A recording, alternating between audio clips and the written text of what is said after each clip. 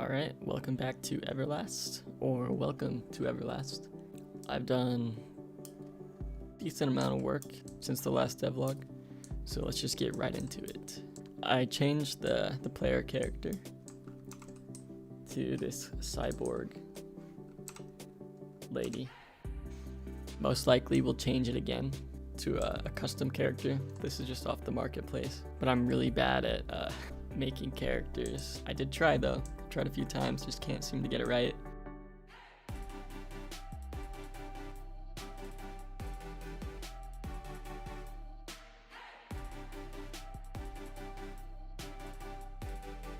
So we'll see what happens with that.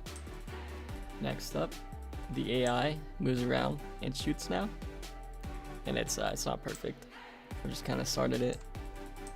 So it shoots straight forward, but it cannot shoot up. So you can pretty much avoid all of it if you just climb like a little hill. So I just need to make it rotate. You'll see that in a minute. I've made like a rough block out of the player's main base. So my plan is to have them, it's gonna start out pretty small, and then you'll be able to expand it as you get more resources and stuff. I guess we can go over this now. It's like a charge station. For some reason it's not hooked up right now. There we go. So I spawned it inside the overlap bounds, so it didn't trigger the on overlap event, but yeah, so this hooks up.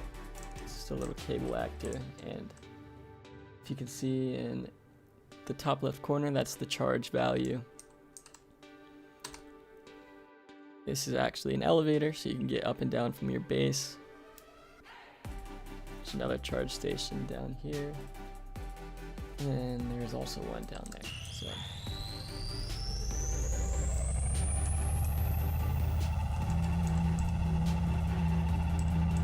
oh yes, I've added some sound effects. They're not perfect yet. I'm probably gonna get rid of that lens flare.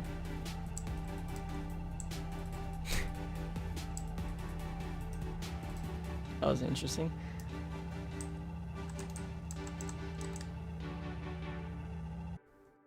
I also started making the basics to the loot mechanic. So you can pick that up. That's a backpack, and now we are wearing it.